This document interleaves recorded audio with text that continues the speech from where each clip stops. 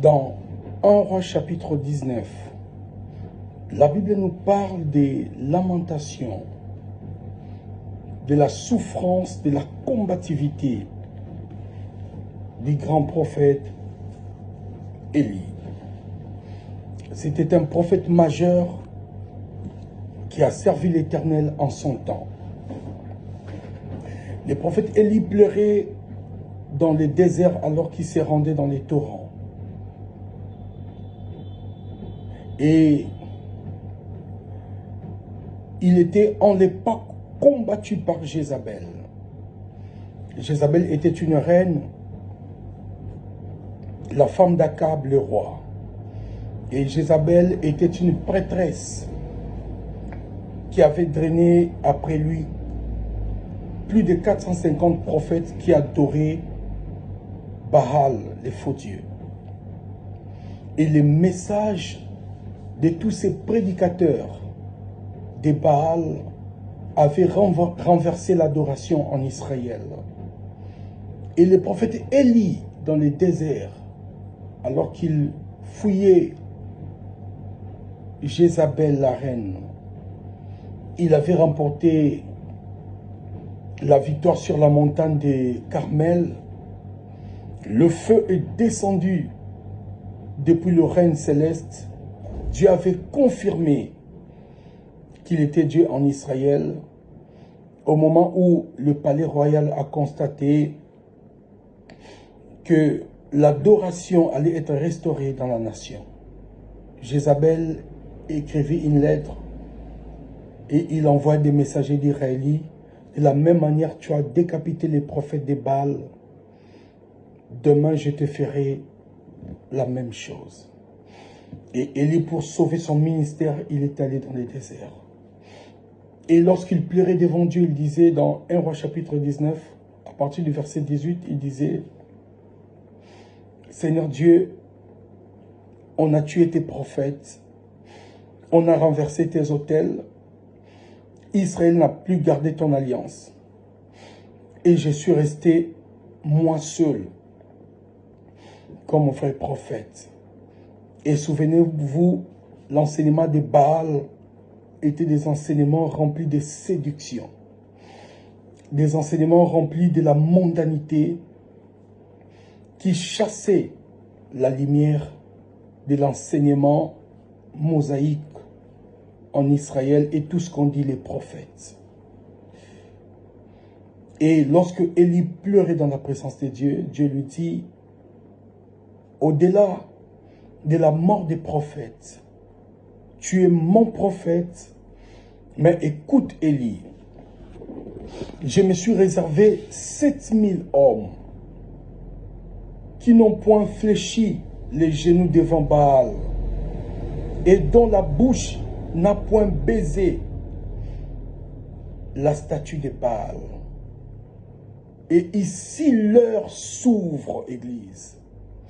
L'heure s'ouvre où la révélation des 7000 hommes qui n'ont point fléchi les genoux devant Baal, dont leur bouche n'a point baisé Baal. C'est ici l'accomplissement de cette prophétie. 7000 hommes, à chaque fois que la Bible parlerait de ces nombres, 7000 ou de ces chiffres 7, il s'agit de la fin des temps, il s'agit du temps futur, il s'agit du dernier jour, parce que 7 est le chiffre de la totalité. Le chiffre 7, c'est la perfection, c'est le repos de Dieu. Et c'est ici où, alors qu'en Israël, tous les vrais prophètes, presque tous les vrais prophètes étaient tués par le peuple, et qu'Élie croyait qu'il était resté le seul prophète, alors que Dieu avait en réserve 7000 prophètes qui n'ont point fléchi les genoux devant Baal et dont la bouche n'a point baisé la statue de Baal. Il y eut un long moment sur la terre dans notre génération. L'Église avait changé sa mission. à la place de présenter, à la place de prêcher les maîtres qui nous a envoyés, l'Église s'est présentée elle-même, le pasteur s'est présenté lui-même, le prophète s'est présenté lui-même, et le docteur s'est présenté lui-même, l'évangéliste s'est présenté lui-même.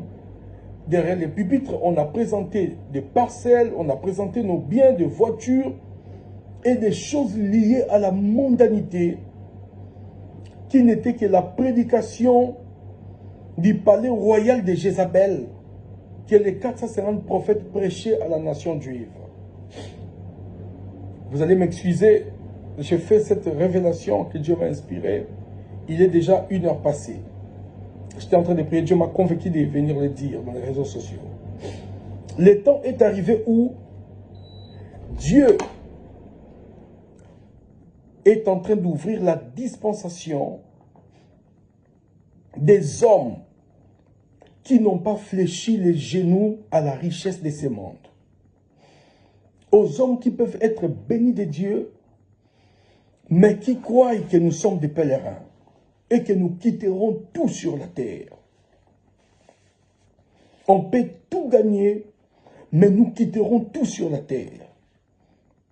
Il y a une génération de prophètes qui vont se lever dans les temps et l'heure est venue où ces prophètes prêcheront le retour de Christ.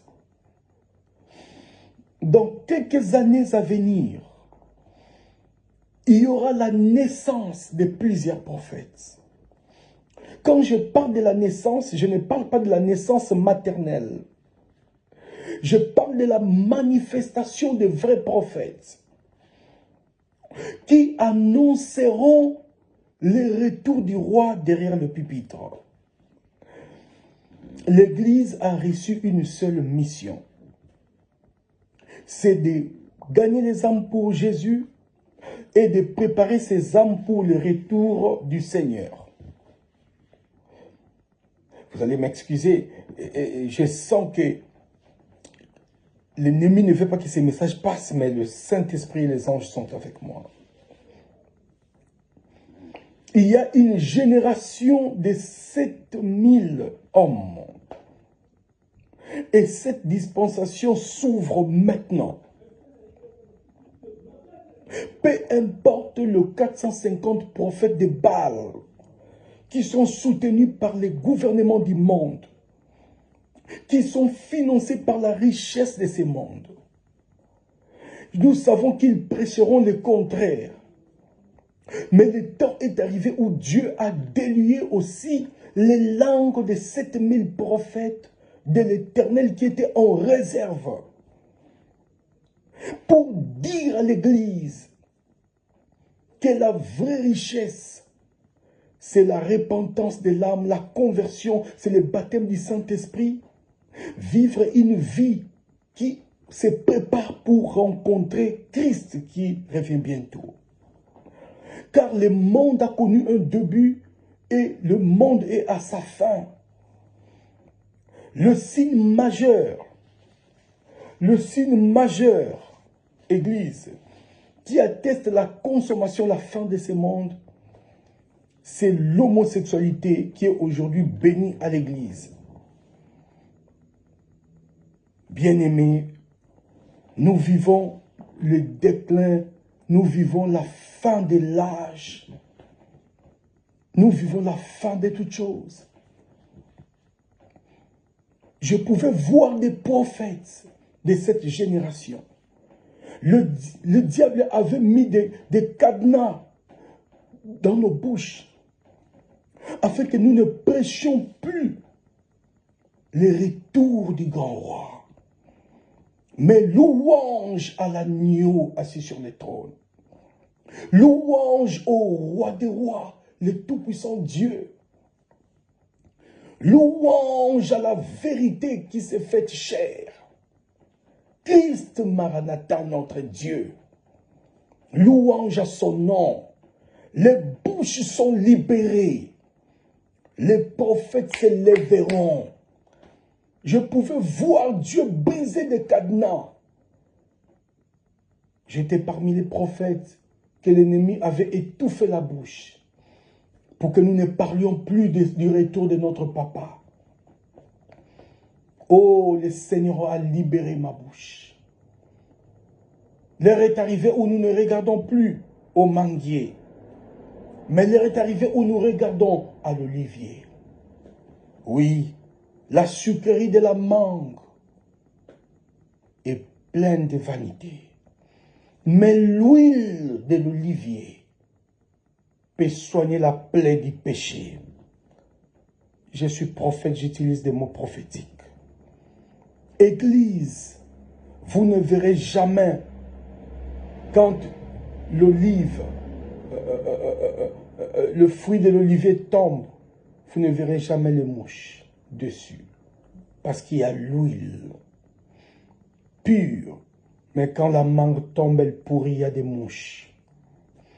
Bien-aimés, Dieu est en train de délier la bouche des vrais prophètes qui parleront de notre Père qui est sur le point de revenir. Et nous n'aurons plus honte à cela. Que Dieu pardonne tout le temps où on pouvait garder le silence. Parce que l'ennemi nous avait séduits par plusieurs choses. Des offrandes maudites, je ne sais pas moi, des Jézabel, la vie du péché, beaucoup de choses. Mais le Seigneur nous a relevés. Mon juste est tombé à cette fois je le relèverai. C'est une figure d'essai de la parole qui voudrait dire que quoi que le juste serait dans une position chaotique, Dieu utilisera un moyen de le relever. Et il se relèvera définitivement pour accomplir la mission du grand roi. C'est ce qu'a fait dit Job. Je traverse la souffrance, mais mon Rédempteur s'élèvera le dernier. Il dit, lorsqu'il s'élèvera, je le verrai. Église, il y a un message, il y a une parole, il y a un évangile. Quand vous l'écoutez, ça convertit le cœur. Christ est à la porte. Notre Dieu est à la porte. Il y a un verset que j'aime, je clôture avec ces versets. Matthieu chapitre 24, à partir du verset 14, il est écrit, cette bonne nouvelle du royaume sera prêchée dans toute la terre habitée. C'est alors viendra la fin. La bonne nouvelle, on parle de la bonne nouvelle. Engaléon, la bonne nouvelle. Et la bonne nouvelle est une personne. C'est Jésus-Christ. Il a dit dans Jean 14, je m'en vais vous préparer une place et je reviendrai vous prendre, afin que là où je suis, vous y soyez aussi. Et tous les prédicateurs avertis savent que le Père, Christ est à la porte. Et on doit préparer nos lampes. On doit réveiller l'église qui est en sommeil. L'église qui est enivrée par les prédicateurs, les faux prophètes de Baal, qui parlent que de la conquête de la terre, de la conquête de toutes ces choses. Après avoir conquis la terre et après, vanité de vanité, a dit l'homme le plus riche de la terre, Salomon. Nous quitterons tout, Église. Il y a un monde, selon Apocalypse 21, où les routes sont pavées d'or et les maisons sont construites en pierre glorieuse, en diamant, en or, en chrysoprase, en diancinte, en émeraude, en 12 pierres précieuses. Jésus a construit nos maisons dans le ciel. Et soon, very soon, très bientôt, Église, nous rencontrerons Christ dans les airs par les sons de la trompette. Et toute personne qui entendra le son de la trompette quittera ses corps et revêtira un corps glorifié qui ne connaîtra plus la mort, mais dans la vie, dans une vie qui n'est pas de ce monde. Tu as besoin de recevoir Jésus dans ta vie. Si tu ne l'as pas encore reçu dans ta vie, dis Seigneur Jésus, je te reçois dans mon cœur, comme Seigneur et Sauveur personnel. Dis encore Seigneur Jésus, pardonne mes péchés. je les reconnais et je le regrette. Inscris mon nom dans ton livre de vie. Dis encore, Seigneur Jésus, je crois que tu étais mort pour le pardon de mes péchés et je crois que tu es revenu à la vie pour me sauver, pour m'éloigner de l'enfer. Dis Amen. Tu es sauvé. Que le Seigneur te bénisse. Si cette petite exhortation t'a touché, je suis à Libreville. Je me nomme Daniel Ngoma. Je suis un prophète par la grâce de Dieu. Vous pouvez m'écrire inbox et je prierai pour vous. Je reviendrai de temps en temps pour donner ce que Dieu m'a révélé. Partagez ces messages si ça vous a édifié. Que le Seigneur Jésus-Christ vous bénisse. Shalom. Que la paix soit avec vous. Au nom de Jésus. Amen.